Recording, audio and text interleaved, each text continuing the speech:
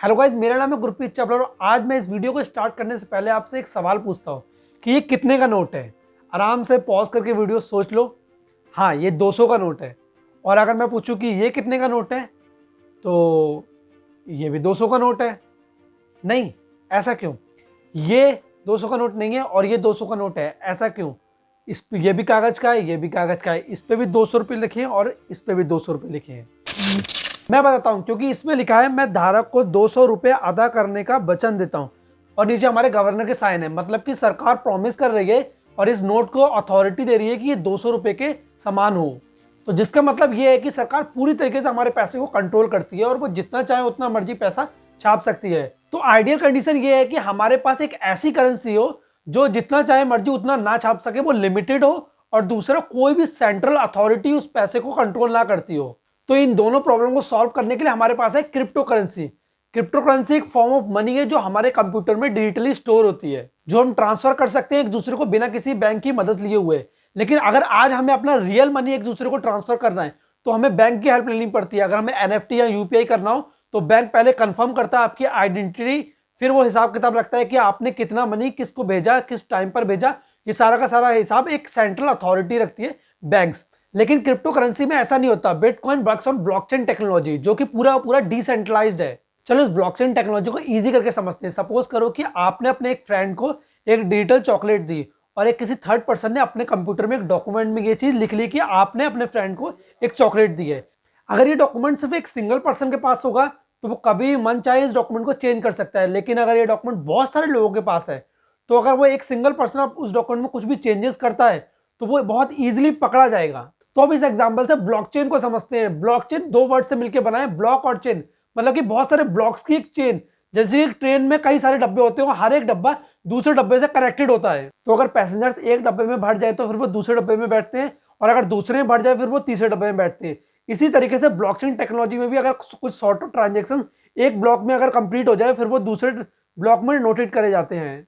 तो दूसरा ब्लॉक बढ़ जाए तो फिर वो तीसरे ब्लॉक में नोट करे जाते हैं, और इस तरीके से ब्लॉक्स की एक लंबी चेन बन जाती है। और ये सिर्फ एक कंप्यूटर में नहीं, ये बहुत सारे कंप्यूटर में स्टोर होता है, और हर एक ट्रांजैक्शन बहुत ही ट्रांसपेरेंसी के साथ हर एक कंप्यूटर में स्टोर होते हैं। तो कोई भी जाके उसको बहुत इजीली देख सकता है कि किसने कितना बिटकॉइन किसे भेजा।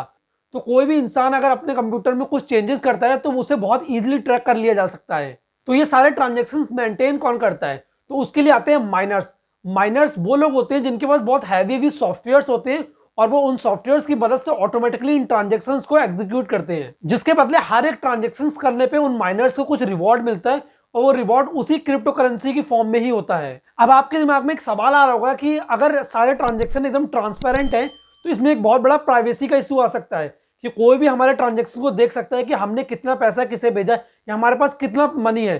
तो इसी चीज के लिए क्रिप्टो करेंसी का सबसे इंपॉर्टेंट कॉन्सेप्ट आता है क्रिप्टोग्राफी का, जिसमें हर एक ट्रांजैक्शन एक कोडेड फॉर्म में होता है, तो किसी की एक्चुअल आइडेंटिटी नहीं दिखती।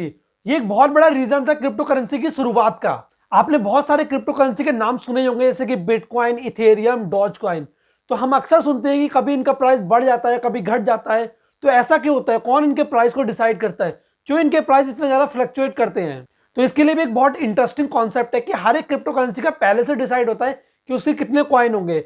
तो सप्लाई तो उसकी लिमिटेड है, पहले से डिसाइडेड है, इसलिए इसका प्राइस ऑटोमेटिकली बढ़ जाता है, और वाइस वर्सा इसका प्राइस घट जाता है।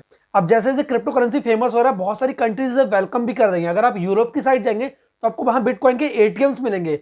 आप उन एटीएम्स के थ्रू अपने लिए कैश भी निकाल सकते हैं। और बात करें तो companies like Microsoft bitcoin accept करती है, और केएफसी कनाडा में भी आप जाके बिटकॉइन में पेमेंट्स कर सकते हैं, जिसका मतलब धीरे धीरे बहुत सारे लोग इसे एक्सेप्ट कर रहे हैं। ये सिर्फ करेंसी में ही नहीं, एजुकेशन सेक्टर, हेल्थ सेक्टर, बहुत जगह धीरे धीरे फेमस भी हो रहा है। और ये सारे सेक्टर्स में ब्लॉकचेन टेक्नोलॉजी को यूज किया जाएगा, जिसके बहुत सारे एडवांटेज तो है ही। लेकिन आप बात करते हैं इसके डिसएडवांटेज की।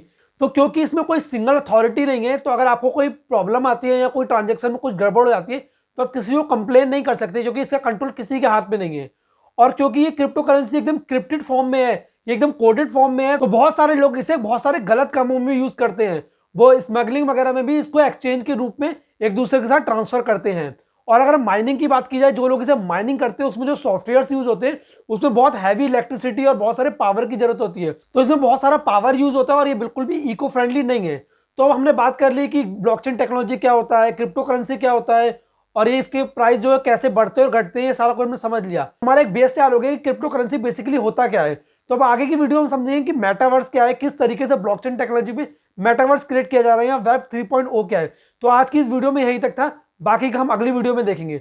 तो चलिए इस वीडियो को खत्म करते हैं। लाइक कर देना, सब्सक्राइब कर देना, नीचे कमेंट में बताना वीडियो कैसे लगी।